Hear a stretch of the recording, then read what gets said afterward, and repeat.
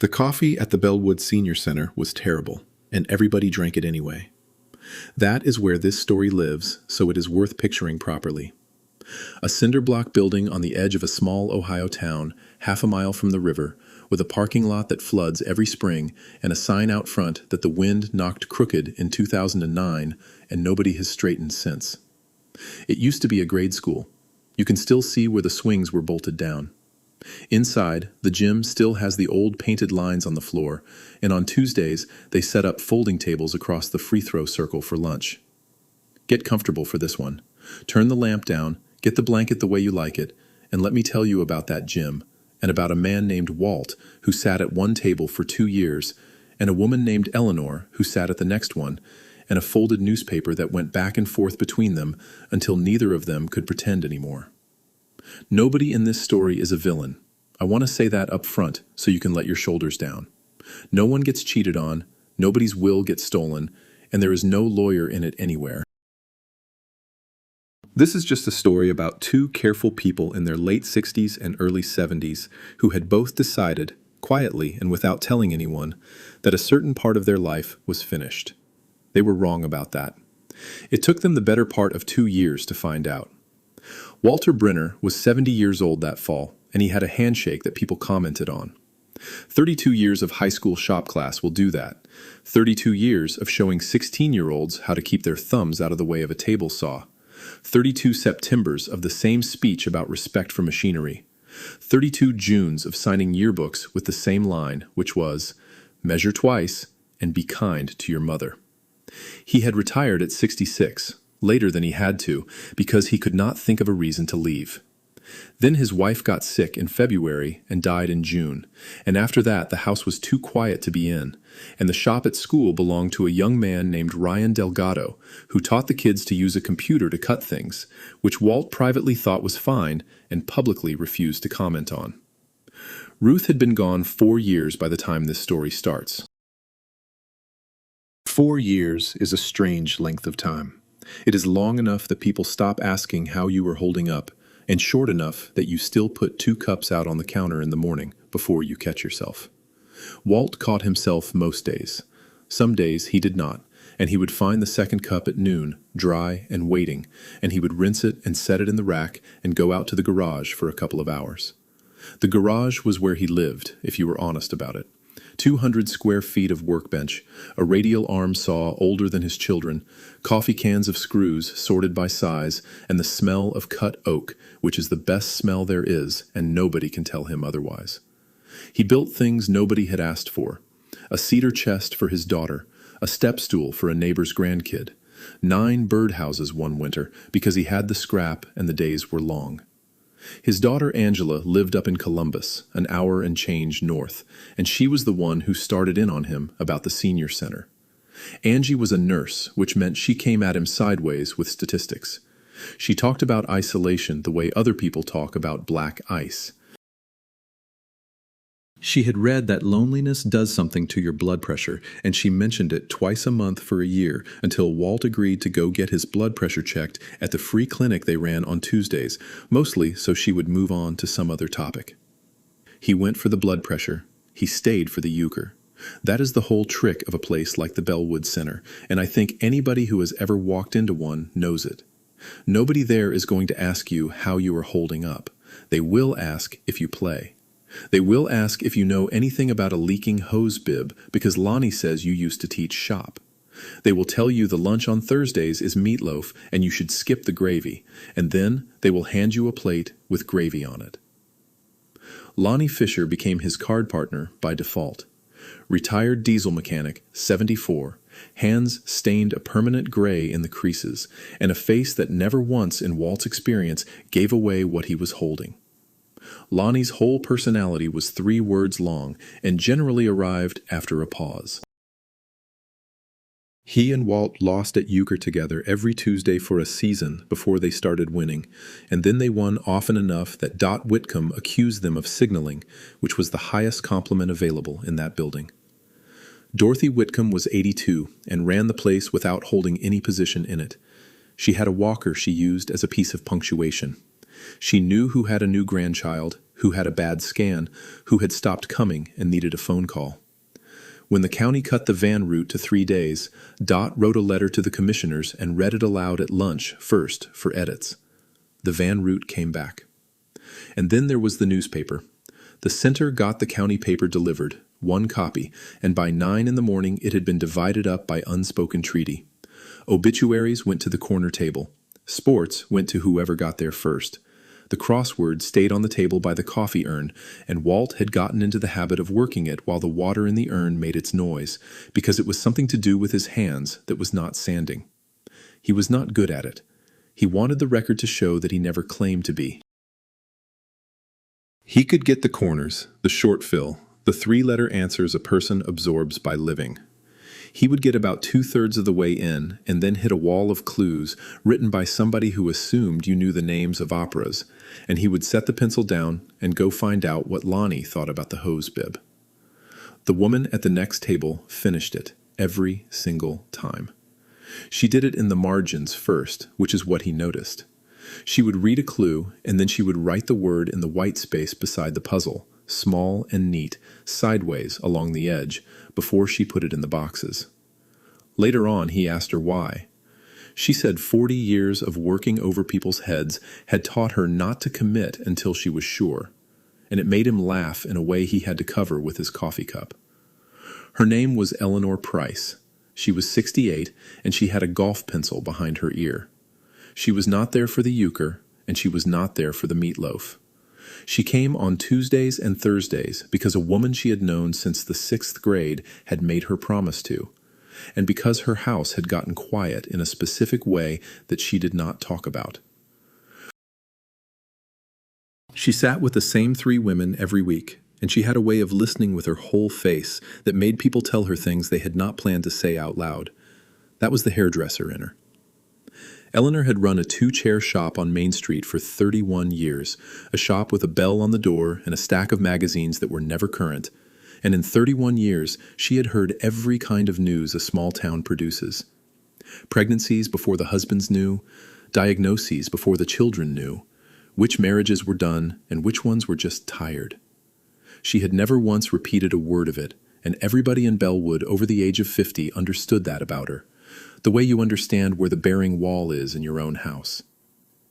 Her husband's name was Harold, and everybody called him Hal, and he had died 2 years and 4 months before that fall, which was a number Eleanor could produce instantly at any hour of the day without doing the math. Hal had gotten sick young, if you can call the middle 50s young, and it took him slowly. Parkinson's does. Eleanor sold the shop in the 3rd year of it and took care of him at home for 11 years, and she wants me to be clear that she is not asking for a medal, because that is exactly what she would say. But 11 years of lifting a grown man, of pills sorted into a plastic tray with the days of the week printed on it, of a nightlight in the hall and one ear open all night long, does something to a person's ability to sit down. When he died, everyone told her to rest. She kept getting up at 5. Her body did not have another setting. She would come downstairs in the dark and stand in the kitchen, and there would be nothing at all to do. No pills to sort, no straw to bend, no laundry that could not wait, and the day would open in front of her like a field with no fence anywhere in it. And that, she said later, was the worst part of the whole 11 years. That first hour of having nothing to carry. So she did crosswords. She did them fast and mean, the way some people run. Here is how it started, and I want you to know in advance that the whole thing took the better part of 2 years. One Tuesday in October, Walt hit his wall at a clue about a French river, set the pencil down, and went to see about a folding chair with a bent leg. When he came back, the paper had moved 4 inches to the left, and the puzzle was full. Every box. Neat block capitals, no crossouts. He looked at the next table. Eleanor was talking to Marge Suttles about a nephew's wedding and did not look up. The next Tuesday, he left it deliberately unfinished. He wants it on the record that this was not a scheme. He got as far as he honestly could, set the pencil down on the folded paper, and went and sat with Lonnie for 20 minutes. When he came back, the puzzle was done, and this time somebody had written a small word in the margin, sideways, in that neat little hand. The word was Loire, and under it, smaller, it's always the Loire. Walt Brenner was 70 years old, a widower, a grandfather, a man with a bad shoulder and a truck with 190,000 miles on it, and he stood there by the coffee urn in a converted elementary school gym and felt something turn over in his chest that he had not felt since the Nixon administration. He did what any sensible man in his position would do. He said nothing about the puzzle or about her for the next 4 months. I want to be fair to him here, because it is easy to laugh at two people in their 60s and 70s moving at the speed of continental drift, and the laughing misses the point. Walt was not shy. He had stood in front of teenagers for 3 decades. He could get up at a funeral and say something true about a man in front of 200 people. What he could not do was be wrong about this in a town where everybody would know by Thursday. Because that is the thing nobody tells you about being widowed in a small place. You are not just a person anymore. You are a story other people are following. If he pulled a chair out at Eleanor Price's table, 40 people would notice by the salad line, and it would get back to his daughter in Columbus, and it would get back to Hal Price's brother, who still farmed out past the reservoir. And if it turned out to be nothing, they would both have to keep coming to the same gym every Tuesday for the rest of their lives, with the whole town watching them be nothing to each other. So he sat at his table. She sat at hers. And the newspaper went back and forth. That was the first winner. He would get what he could get, she would finish it.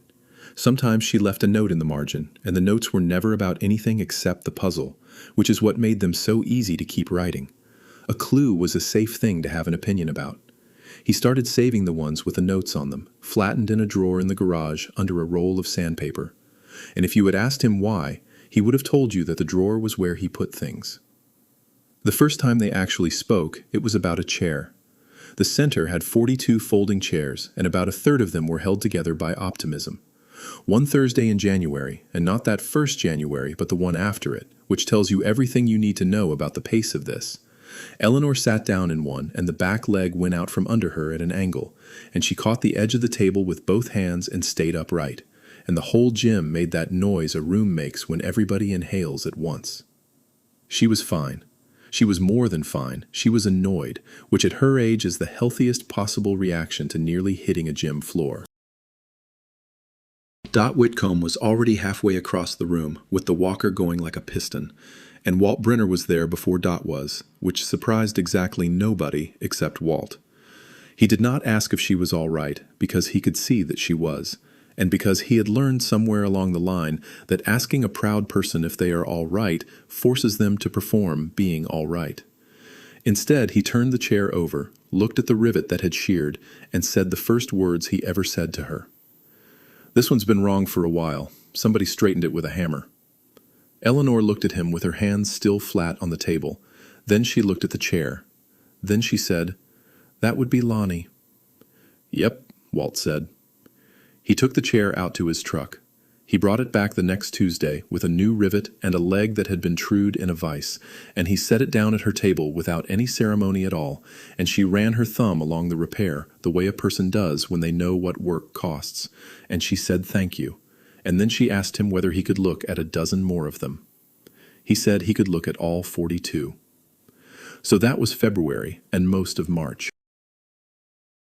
Walt Brenner took the Bellwood Senior Center's folding chairs home 4 and 5 at a time, and he sat in his garage in the good smell of cut oak with the radio on low, and he drilled out sheared rivets and squared bent legs and put felt pads on the feet so the whole gym would stop screeching every time somebody stood up for the salad line. 42 chairs. It took him 7 weeks. He has since admitted that he could have done it in 3. Eleanor started leaving her coffee at his table while she went and got her lunch. It was, in the private and unwritten grammar of that building, an enormous thing to do. A cup left on a table says, "I am coming back to this spot." Dot Whitcomb noticed it in the first week and said nothing to anybody, which was so far outside Dot's normal operating range that Marge Suttles asked her twice if she was feeling well. They still did not sit together. Understand that. The tables were 4 feet apart, and for 4 more months they held that 4 feet like it was a property line. But the talking started.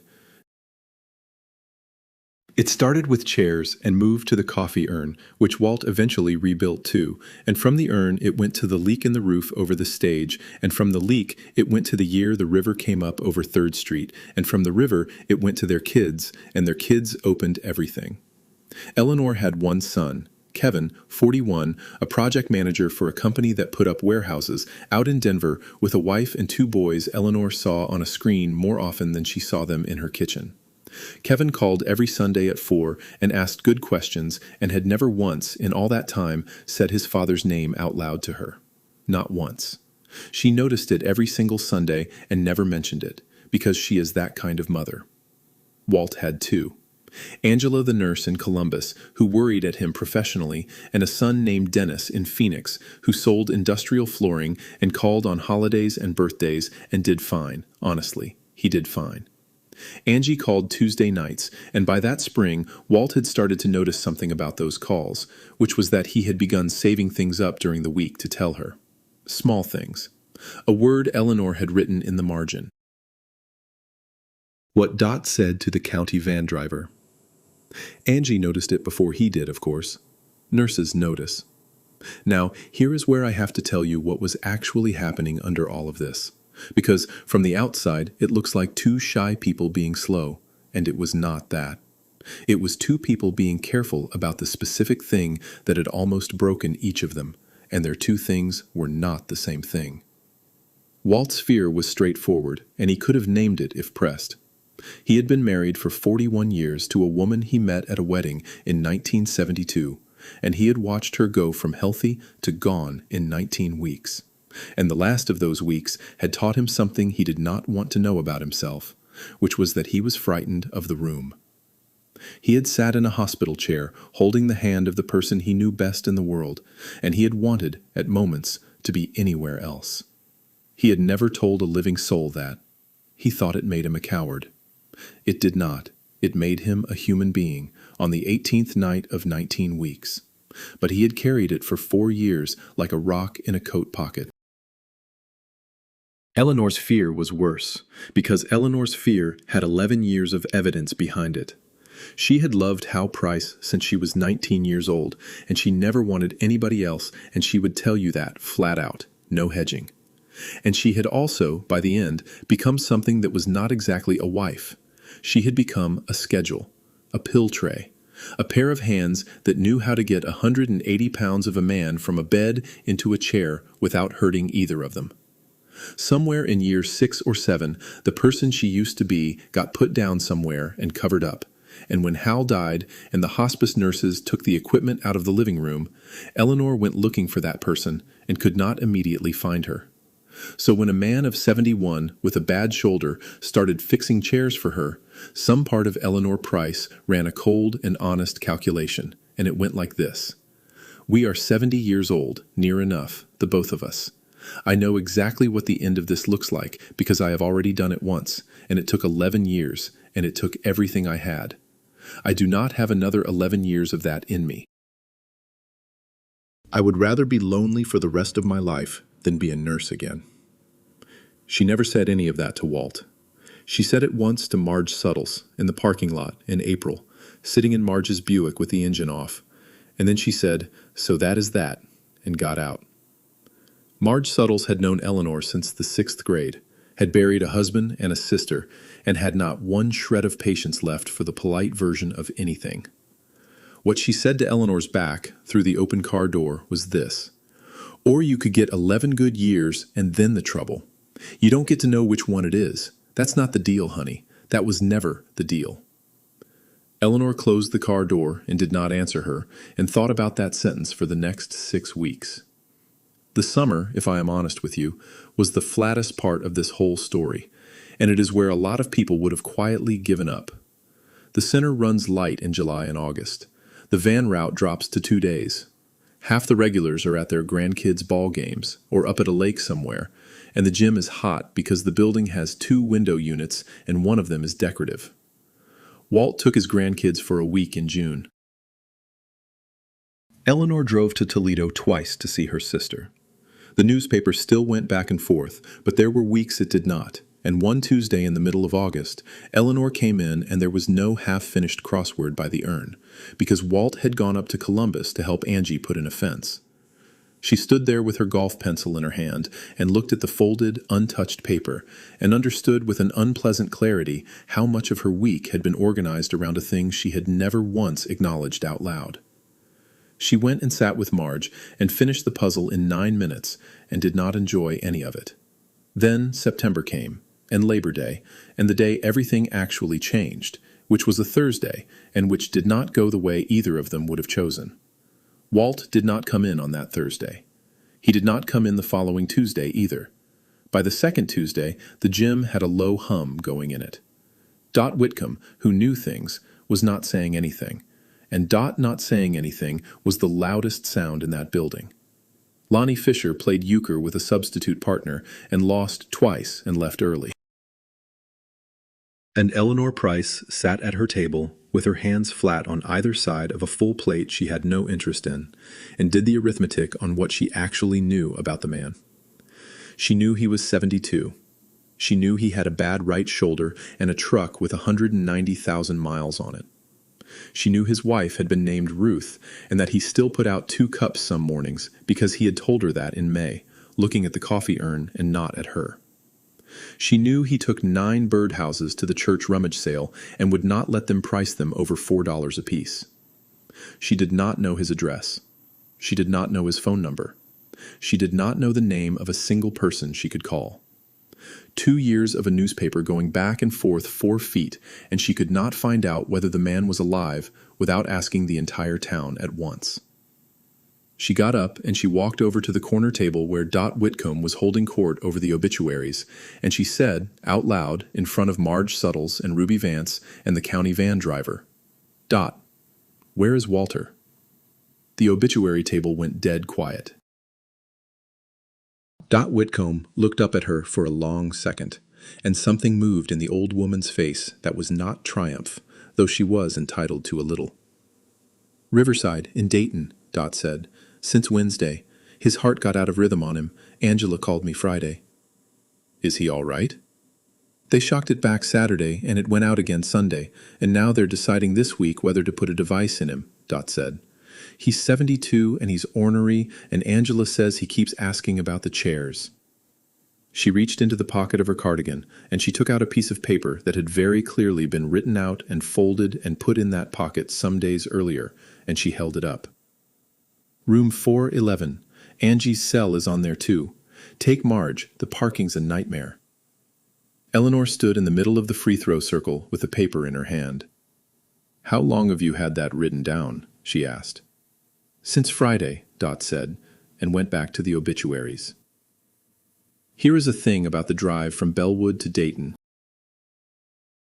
It is 51 minutes on a good day, most of it on a 2-lane through corn, and in the middle of September that corn is high and brown, and it goes by like a wall on both sides of the car. Marge Suttles drove. Eleanor sat in the passenger seat with a piece of paper in her lap and did not say one word for the first half hour. What she was doing in that half hour was arguing, and she was losing. Because the cold, honest calculation she had made in April was still there, and it was still correct. This was exactly the shape of it. This is what it looks like. It looks like a phone call you do not get because nobody has your number, in a hallway that smells like hand sanitizer, and a whiteboard on the wall with somebody's name written on it in dry erase marker. She had spent 11 years in that hallway. She knew where the ice machine was in 4 different hospitals. She could have told you which brand of tape does not tear the skin on an old man's arm. And somewhere around the Preble County line, she noticed that she was not turning the car around. That she had, in fact, put on lipstick.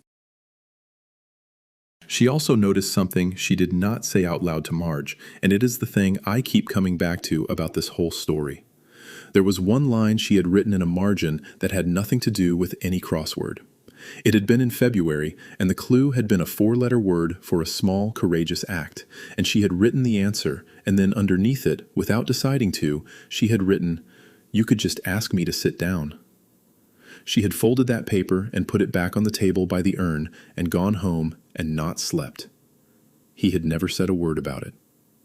For 7 months, she had believed he had thrown it away, or worse, that he had read it and let it pass, which is a specific kind of humiliation you can only manage at her age. She was sitting in a Buick doing 70 miles an hour toward a cardiac floor in Dayton, and the question underneath every other question was whether that particular piece of newspaper still existed anywhere in the world. Hold on to that. It matters in about 6 days. Marge, who had not looked over once, said, "You want to stop and get him something?" "They don't let you bring flowers into cardiac," Eleanor said. "I know it," said Marge. "I meant a newspaper." They stopped at a gas station outside Brookville, and Eleanor bought the Dayton paper. And standing at the counter, she took the golf pencil out from behind her ear and did the crossword right there. Not all of it. She filled in the corners and the short fill and the 3-letter answers a person absorbs by living. And then she stopped, deliberately, at exactly the place where a man who had taught shop for 32 years would run out of road. And she folded it and paid for it and got back in the car. Room 411 had 2 beds in it, and only one of them was occupied. Walt Brenner was sitting up, which she had not expected, in a gown with a blanket over his legs and about 6 feet of wire running out of him to a monitor. His color was bad. He had 2 days of white stubble, and his hair was doing something it had never once been permitted to do in 32 years of standing in front of teenagers. Angela was in the chair by the window, and Angela knew immediately who this was, because Angela was a nurse, and her father had spent 2 years telling her what a woman at the next table had written in a margin. Walt looked at the door and saw Eleanor Price standing in it, in a blue jacket, holding a folded newspaper. He said, "The chairs are done." "I know they are," Eleanor said. "You did 42 chairs in 7 weeks, Walter, and Lonnie says you could have done it in 3. "Lonnie talks too much." "Lonnie doesn't talk at all. That's how I knew it was important." Angela got up, said something about coffee that nobody heard, and left, and she has since told her brother in Phoenix that walking out of that room was one of the better decisions of her adult life. Eleanor sat down in the chair by the window. She put the paper on the blanket over his knees, and then, because she was 70 years old and had run out of the energy required to be careful, she said the thing she had been holding for 2 years, and she said it looking at the monitor and not at him. "I couldn't find you," she said. 9 days. "I didn't know your last name was in the phone book because I didn't know if you had a phone. I didn't have one single way to find out if you were alive that didn't involve standing up in the middle of that gym and announcing it to the whole county. And Walter, that is a ridiculous way for 2 grown people to live." Walt was quiet for a second. His heart, at that particular moment, was being kept in rhythm by a drug going into the back of his hand, so he had a reason to be careful with what he did next, and he ignored it. "I've had your number since March," he said. "Dot gave it to me. Wrote it on a Sunday bulletin. I put it in the drawer in the garage." "You put it in a drawer?"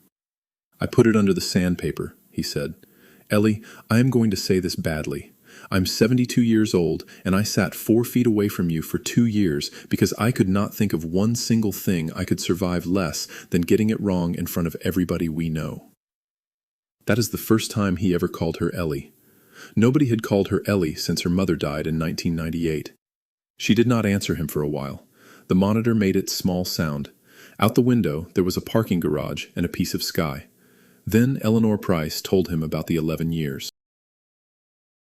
Not the summary she gave people, the whole thing, in order, the way she had never told anyone, not her sister, not her son. The pill tray with the days of the week on it, the nightlight in the hall, the way she had learned to sleep with one ear open for so long that years after the house went quiet, she still woke up at 3:10 every night to check on a man who was not there. The hoist they had to put in, the day she cried in a Kroger parking lot because a stranger held a door for her. The fact that she had loved him the entire time and had also, by the last year, forgotten what her own laugh sounded like. And then she told him the calculation. All of it. word for word, the cold arithmetic she had done in a Buick in April, including the part where she decided she would rather be lonely than be a nurse again. "So there it is," she said. "That's what's been sitting at that table. Not shyness. That."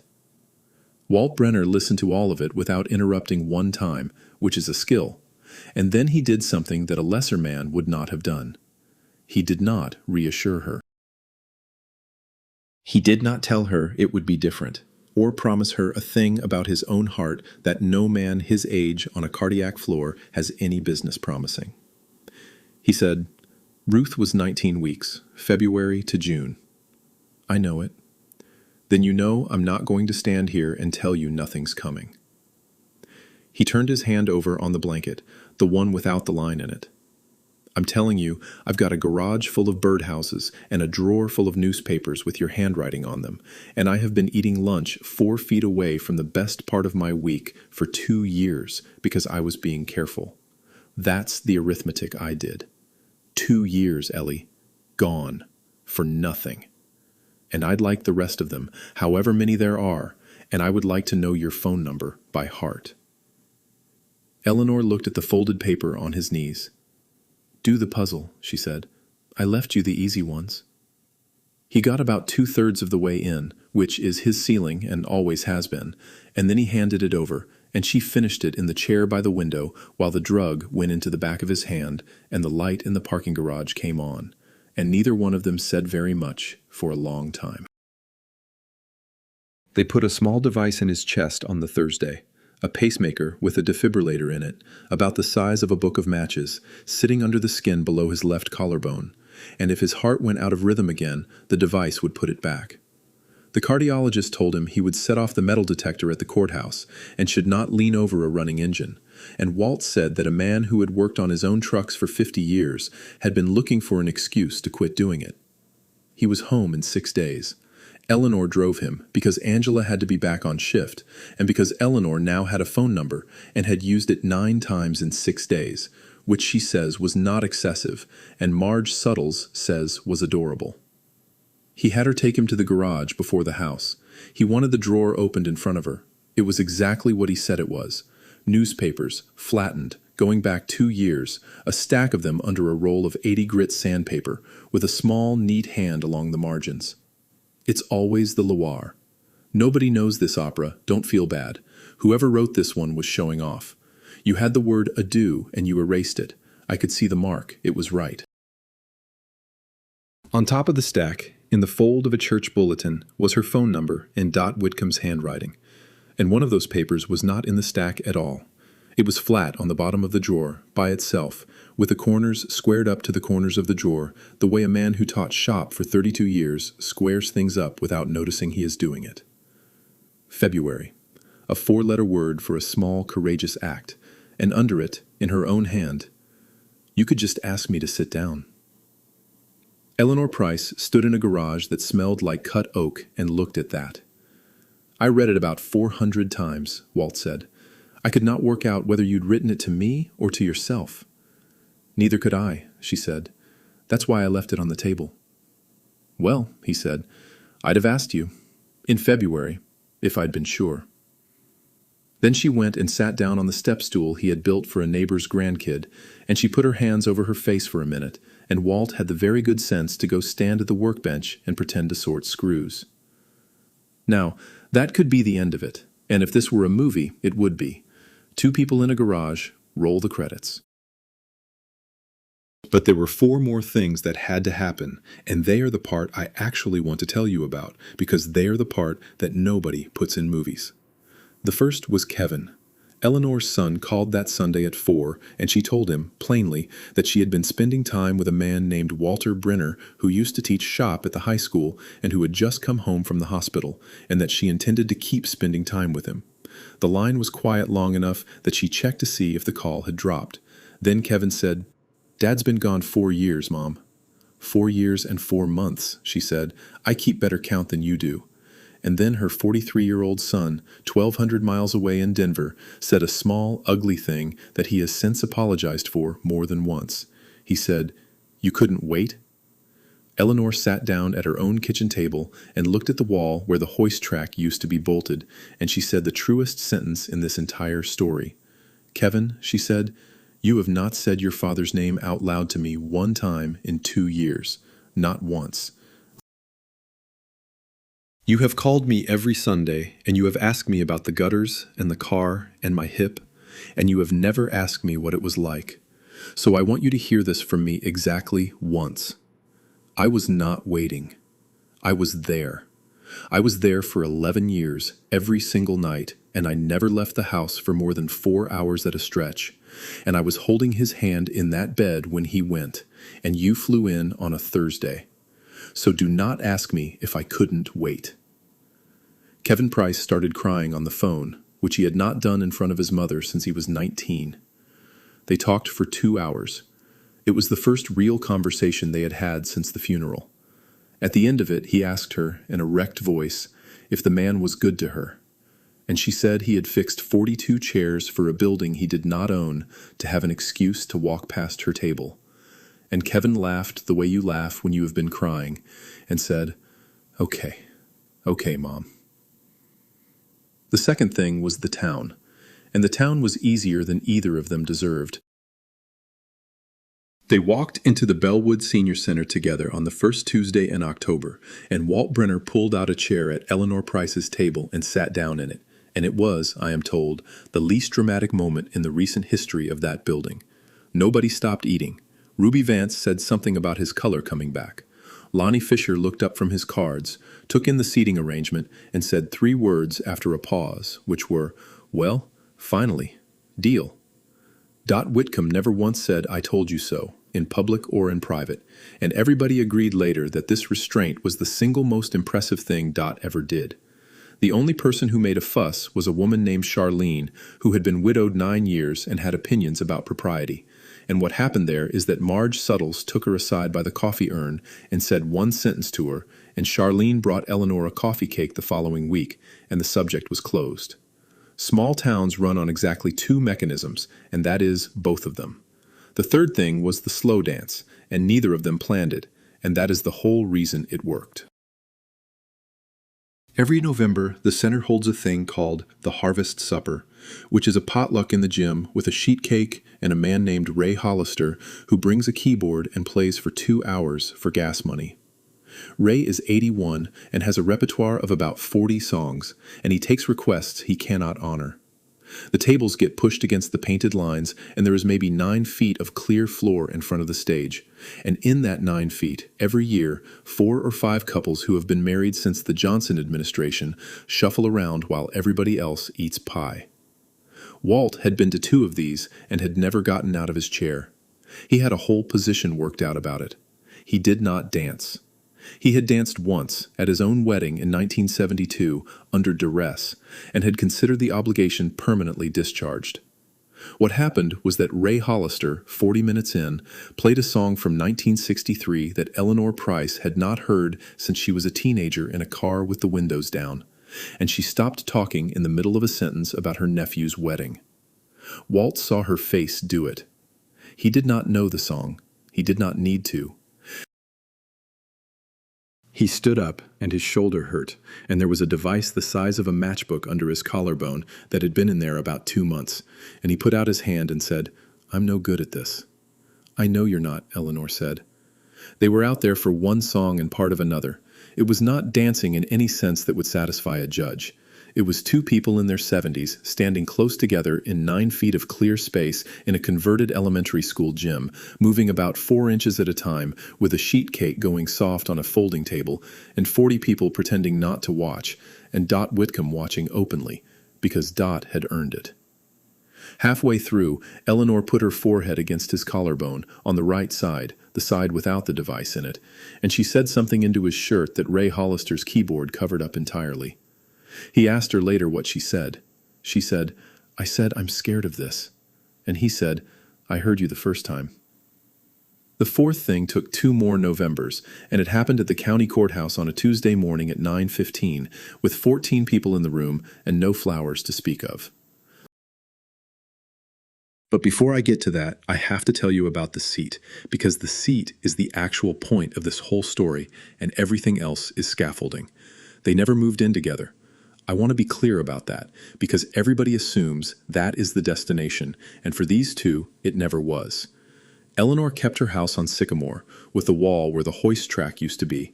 Walt kept his house and his garage and his 200 square feet of workbench. They were 70 and 72 years old, and they had each spent decades organizing a home around another person's needs, and neither of them was in any hurry to hand over the thermostat again. What they did instead was smaller and, I would argue, harder. Every single day, one of them got to the Bellwood Senior Center first, and that person saved the other one a seat. That was it. That was the whole arrangement. It sounds like nothing. It is not nothing, and the reason it is not nothing is this. For 2 years, 4 feet of floor had stood between them because neither one could stand to be the one who assumed. A saved seat is an assumption. A saved seat says out loud in a room full of people who will notice, I have decided you are coming, and I have decided it in advance, and I am willing to look foolish sitting next to an empty chair if I am wrong. Walt bought a coat hook at the hardware store and screwed it to the underside of her table so her purse would not sit on the floor. He never asked permission, and Dot Whitcomb never made him take it down, and if you go into that gym today, it is still there. In the second spring, Eleanor started coming out to the garage on Saturdays. She did not sand anything, and she did not want to. She sat on a shop stool with the good radio station on and a mug of coffee that was better than the center's coffee, and she did the crossword, and Walt built things nobody had asked for, and for long stretches neither one of them said a word. She told her sister in Toledo that those Saturdays were the first time since 1990-something that she had been in a room with a man and had absolutely nothing to be in charge of. There was one more hard patch, and I am not going to skip it, because a story about two people this age that pretends there are no hard patches is a lie, and you would smell it. In April of that second year, the device in Walt's chest did its job. He was in the driveway. He had been told not to lean over a running engine, and he was, in fact, leaning over a running engine because he is who he is, and his heart went out of rhythm, and the thing under his collarbone hit him with what he described later as being kicked in the chest by a horse that lived inside his own body. He went down on one knee on the concrete. It put him back into rhythm, and it did it in a second and a half, and it worked exactly the way the cardiologist said it would. The person he called was not his daughter, the nurse in Columbus. Eleanor got there in 9 minutes, which is not possible from Sycamore Street unless you run 2 stop signs, and she has never confirmed or denied it. She found him sitting on the tailgate of the truck, gray, shaking, furious with himself. She checked his pulse with 2 fingers on his wrist and looked at her watch, because 11 years teaches your hands things they never forget. Then she called the cardiology office and got him an appointment for that afternoon, and then she drove him to it, and in the waiting room she filled out most of his paperwork from memory, and when the nurse called them back, Eleanor stood up with him and then stopped. She stopped in the middle of the waiting room floor and did not go through the door. Walt turned around and looked at her, and he understood immediately, because he had been paying attention for 2 years. He knew exactly what that hallway was to her. He knew that walking through that door with him was the whole cold calculation from the Buick in April coming due. You can wait out here, he said. That's allowed. I'd rather you waited out here than got worn down to nothing again. And Eleanor Price stood in a cardiology waiting room in Dayton, Ohio, at 72 years old and made the actual decision of her life, which was not the wedding 2 Novembers later and was not the dance at the harvest supper. It was this. She said, "No. Move over." She went in with him. And afterward, in the parking lot, she laid down terms. And the terms are the most romantic thing in this entire story, which tells you something about what romance actually is at 70. Here is how we are doing this, she said. You will tell me things immediately, not on Tuesday, not when it's convenient. If something is wrong with you, I hear it that hour. And when it gets bad, whenever that is, for either one of us, we hire help and we let people in the house. And I am not doing 11 years alone in a living room again, Walter. Not for you, not for anybody. Those are the terms. Walt Brenner said, "Those are good terms." "Then say yes." "Yes." "Good," Eleanor said. "Now take me to lunch, and not at the center. I have had enough meatloaf." They got married at the county courthouse on a Tuesday morning in November, 2 years and 2 months after the day she stood in the free throw circle and asked Dot Whitcomb where he was. It was 9:15 in the morning. Eleanor wore a blue dress and no veil and carried nothing. Walt wore the suit he had worn to Ruth's funeral, and he thought about that on purpose while he was putting it on, and decided it was the right thing to do rather than the wrong thing, and Eleanor agreed with him when he told her. 14 people came. Angela drove down from Columbus with her husband and both kids. Dennis flew in from Phoenix and sat next to his sister and got emotional in a way that embarrassed him. Kevin Price came from Denver with his wife and the 2 boys, and he had asked his mother on the phone the week before whether it was all right if he said something afterward, and she had said it was. Dot Whitcomb came in the van, with the walker, and made the driver wait. Marge Suttles was a witness. Lonnie Fisher was the other one, and he signed the certificate and said 4 words, which was a personal record. "About time. Congratulations. Both." Here is the part people ask about, so I will just tell you.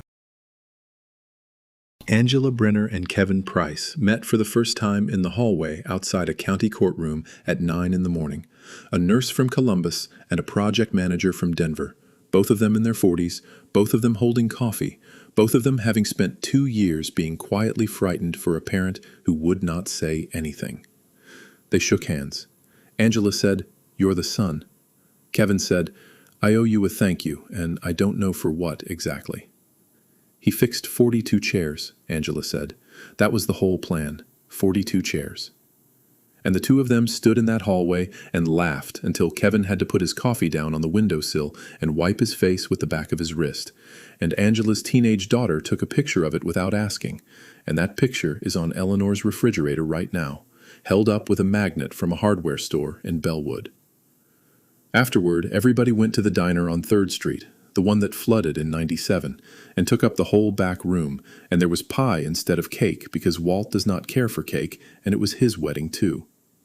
Kevin stood up and said what he had asked to say. It was 4 sentences long. He said his father's name out loud twice in front of his mother on purpose, and the second time he said it, he was looking right at her, and Eleanor Price closed her eyes for a second and let it land. Then he said, "Walt, my dad had 11 hard years, and my mom carried every one of them by herself while I sent flowers. If you ever need help with her, or she ever needs help with you, I'm on a plane. That's it. That's all I've got." Lonnie Fisher said, "Good speech. Now, the update, because there is one, and it is the part I like best. That was 4 years ago this coming November. They are 78 and 76 now. They still have 2 houses, and they still have not moved in together, and every visiting relative asks about it and gets the same answer, which is that Walt snores and Eleanor gets up at 5, and neither one of them is willing to negotiate. They spend most nights at the Sycamore house and Saturdays at the garage. Walt's shoulder got replaced 2 winters ago, and he was insufferable for 6 weeks. The device under his collarbone has gone off exactly once more, in a Kroger, and Eleanor got the cart to the front of the store and a chair under him before the manager finished walking over. And then she called the cardiologist from the parking lot before they had even loaded the groceries, that same hour, per the terms. Eleanor's hand started shaking in a small way last spring, and the neurologist in Dayton says it is not what she was terrified it was. It is essential tremor, and it is a nuisance and not a sentence. She can still do the puzzle. She holds the golf pencil differently now. On the bad days, Walt fills in the boxes, and she calls out the letters, and he says she is a bossy backseat driver about it, and she says he still cannot spell. They hired a girl from the high school to clean both houses every other week. That was in the terms. Lonnie Fisher passed 2 years ago in his sleep, 80 years old. Walt built the box he was buried in out of quarter-sawn white oak, and he would not take a dime from Lonnie's daughters, and he sanded the lid for 4 days. Dot Whitcomb is 90 and still runs the Bellwood Senior Center without holding any position in it. The chairs are still in that gym, all 42 of them, still doing the work he squared them up to do. and the felt pads he put on the feet have worn down on maybe a third of them, and every spring he takes a box of new pads over there and does them again. He has trained 2 other men to do it. That is the thing about shop teachers. They cannot help it. And here is the one I wanted to get to. Eleanor got there first, that first winter, and she started keeping a paperback in her purse so she would have something to do while she waited. Then Walt got there first, and he started bringing the crossword already folded to the right page. And a few years in, a woman named Arlene started coming to the center, 81, widowed 6 weeks, sitting alone at the end of the table by the door with her coat still on, because she had not decided yet whether she was staying. And Eleanor Price, who knows every kind of quiet a person can carry, got up with her coffee and went and sat down across from a stranger and said, "You're going to need something to do with your hands in this place. Do you do the puzzle?" Arlene said she was no good at it. "Nobody is," Eleanor said. "That's not the point. The point is, somebody finishes it." Arlene has a seat saved for her now. 2 of them, actually, because a retired truck driver named Gene has recently started arriving 20 minutes early on Tuesdays, and Dot Whitcomb has noticed. And Dot is saying nothing to anybody, which, as we have established, is the loudest sound in that building. The coffee at the Bellwood Senior Center is still terrible. Everybody still drinks it. There is a coat hook screwed to the underside of the second table from the urn that nobody can explain to new members, and there is a folded newspaper on the corner of it most mornings by 8:30. And somewhere in a garage across town there is a drawer with 2 years of margins in it, under a roll of 80 grit sandpaper, because that is where he puts things. Neither one of them had flirted since the Nixon administration. They were both certain that particular door had closed. It had not closed. It was just that nobody had been sitting on the other side of it, saving a seat. So sleep on that one tonight. Somebody in your life is sitting 4 feet away from something they want and telling themselves it is too late. And it is probably not too late, and 4 feet is not actually very far. If this one kept you company tonight, a like helps more than you would think, and if you subscribe, you will find another one waiting whenever you need it. And I am curious about something, so tell me in the comments, what is the longest you ever waited to say something you should have said early? And did it work out when you finally said it? Drop your state and your age while you are down there. I like knowing who is out there listening in the dark. Sleep well. I will see you in the next one.